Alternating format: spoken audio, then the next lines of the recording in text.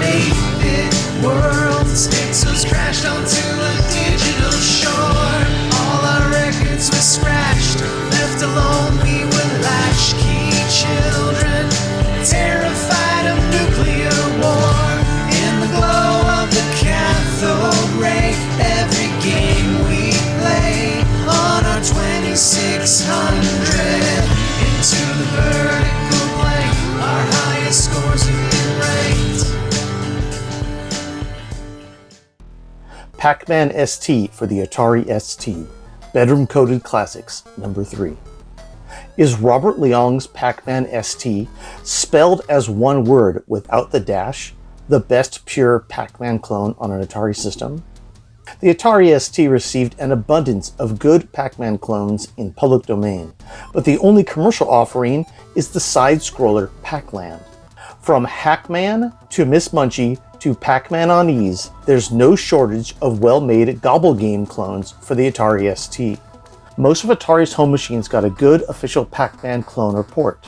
The 2600's initial offering left many wanting, but GCC's Miss Pac-Man made everything okay with VCS fans.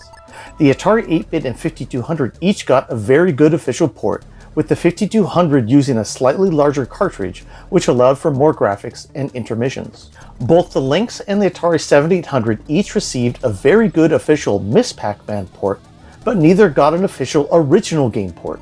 But all of these 8-bit computers and consoles have had a great number of modern hacks and homebrews to fill gaps in their dot-eating, ghost-gobbling libraries.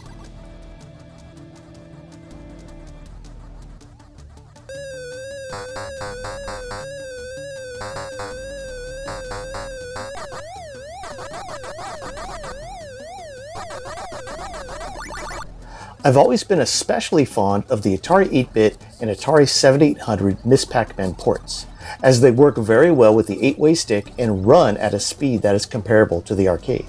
My favorite Atari 8-bit computer port of the original would have to be the amazing 2014 Pac-Man Arcade by Perry Twente. Pac-Man on Ease and Miss Pac on the ST have been two of my favorite ST versions for a while now.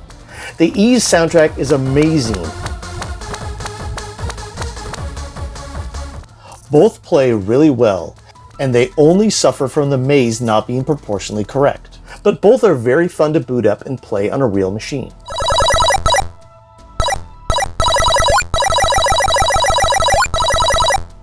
After playing the Genesis Mega Drive version a few years back, I wondered what a vertically scrolling dimension-appropriate version on an Atari machine with an 8-way stick would play like.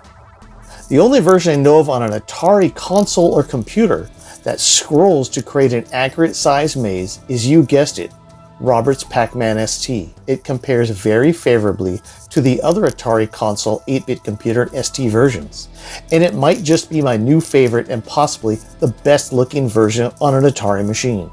From the proportionally designed vertical scrolling portrait maze layouts to the sounds, graphics, and gameplay, it is very, very close to the arcade game. The gameplay sounds, while not as accurate as the 8-bit and 7800 versions, are very well presented and almost sound STE enhanced, but they are not.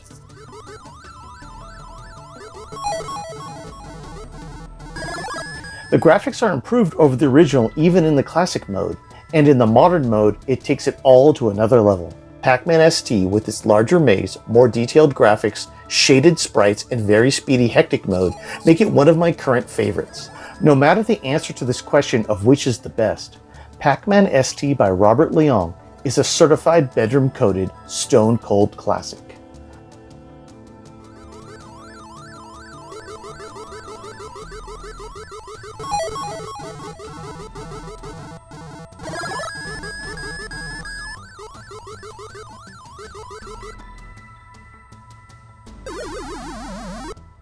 I caught up with Robert a couple weeks ago, and he graciously answered my questions about his games. Robert's first memories of playing computer games were these simple games like Breakout from basic listings in computer magazines. In the early days, he used to look forward to entering the basic code from these magazines and learning to code from them. Robert started learning to program in the early 1980s using BBC Basic on the BBC Micro. The BBC was a popular microcomputer back then in Ireland, where he was based, and in Britain. The BBC Micro was a microcomputer introduced by the BBC for the Computer Literacy Project, with an emphasis on computer education in the UK. The BBC Micro was actually a very good educational computer because an assembler was built into ROM, so Robert could learn to mix both BASIC and 6502 assembler code with ease during programming. The first games Robert remembers playing were Breakout and Space Invaders. The BBC Micro had a chunky but smooth version of Space Invaders that he really liked. It used Mode 7 teletext style graphics, a text-only screen mode with a very low resolution. In 1986, Robert purchased a 520 ST and became the quintessential bedroom coder, learning to program haphazardly on his own. He didn't study anything official, though he did read one or two good programming reference books on the ST, and managed to obtain a small Motorola 68000 manual that came in handy. This manual contained the details on the number of clock cycles for each machine code instruction, which helped him become a good ST game coder right out of the gate. He didn't literally code in his bedroom though. He coded in a space between his living room and his dining room in a small one-bedroom condominium in Dublin, Ireland. Here's a picture of his actual setup. Once Robert knew the layout of the ST memory map and the 68000 instruction set, he began coding the fast sprite routines used in his games. For his game Annihilator, which we covered in part 1 of this series, Robert wanted to write a game that was a mixture of Space Invaders and Galaxian. In part 1, I said Annihilator was like Galaga, but Robert didn't think of a Galaga when making the game. Additionally, Robert also liked the concept of end-of-level guardians in the arcade games he played, so he incorporated a simple end-of-level guardian in Annihilator. Robert had already coded a few Atari ST games before he started on Annihilator, so he was familiar with the machine by the time he took on the task of crafting a speedy ST sliding shooter. I remember it was fun designing my own graphics and animating them for the game. I also remember the novel use of my dot matrix printer to design the large Annihilator title. Since scanners were too expensive for me to purchase back then, I used a clever gadget that could be attached to my printer to act as a scanner for some of the font. Although Robert was successful at making good, fast ST public domain shareware and licenseware games, he never fashioned himself as a game developer. At the time, he was working a week-on, week-off job in a private hospital, so he had time to indulge in game programming as a hobby during his off weeks. When asked about the Annihilator and PacMan ST soundtrack, Robert said this: "If I recall correctly, Gary Wheaton, Goth, liked my PacMan ST game, and he reached out to me and told me that I could improve on the music.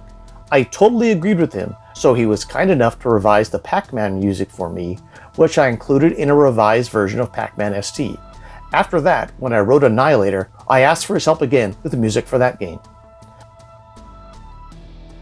Before Robert created PacMan ST, he was not aware of the Mega Drive, Genesis, or other Pac-Man ports by Tengen that all use the vertical scrolling screen to create the correct maze size. His rationale for scrolling PacMan ST was that he wanted to emulate the same maze that was used in the original arcade game Pac-Man, which used a vertically oriented monitor.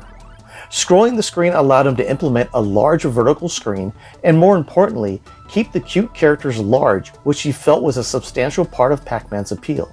He had seen other Pac-Man versions with small characters that lost their cuteness because of their small size.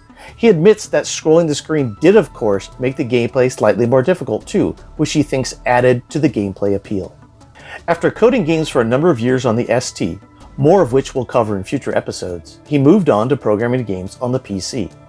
By that time, the speed of BASIC implemented on a PC was pretty impressive, and he liked the 3D capabilities of languages like Blitz Basic.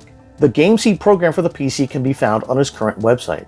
Programming games remained just a hobby to Robert. He had already started working real jobs as a physician before he even produced his first games on the ST. In our recent interview with Arcade and 2600 Miss Pac-Man creator Doug McRae, he said that one of the most difficult things in making a port of the dot-eating maze games was to translate the arcade 4-way control to a console 8-way control scheme. You see, the arcade versions of the game had a gated 4-way controller, but all of the Atari ports, with the exception of the links, had to be ported to an 8-way stick.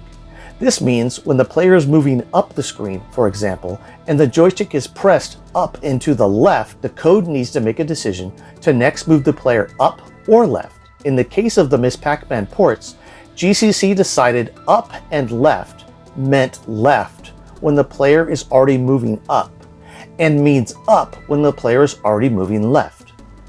Because I'm not a pro Pac-Man player and never memorized any ghost patterns, the best way I know to judge a Pac-Man clone, other than graphics, speed, and sounds, is whether or not my 8-way Atari joystick moves the on-screen yellow dot gobbler the way I want him to move. How does Robert's game compare control-wise? Pretty favorably, I'd say.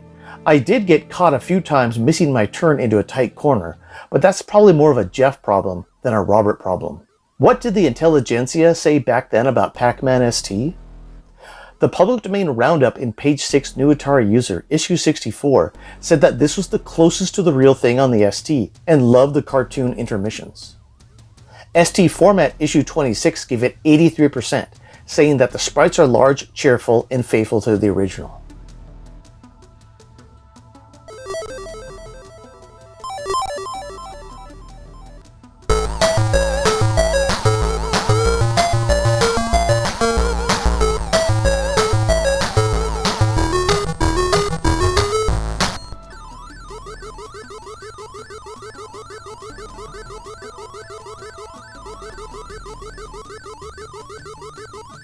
Finally, I wanted to sincerely thank Robert for taking time to celebrate his games that he made in his bedroom, or dining room, alcove over 30 years ago.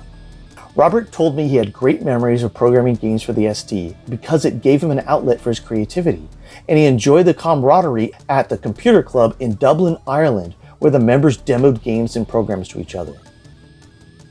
That's what it's all really about, isn't it? Being able to find a way to catch up with those memories gone by of friends, fun, and games, when things were just a little less complicated than they are now. If even for a brief moment, those memories live on in the vertical blank. We will cover more of Robert's games in the future. Next time, we're going to start to take a look at the games Paul Lay created for both the Atari 8-bit and the Atari ST. Into the vertical blank.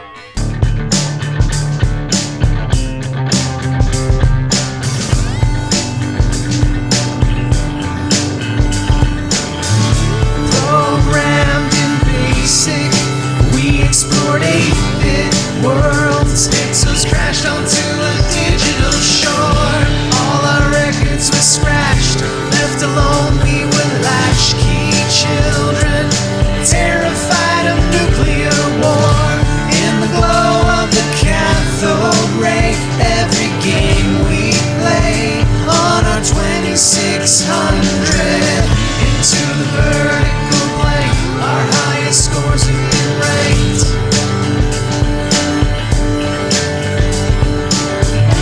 Into the vertical blank, generation Atari. Into the vertical blank, generation Atari.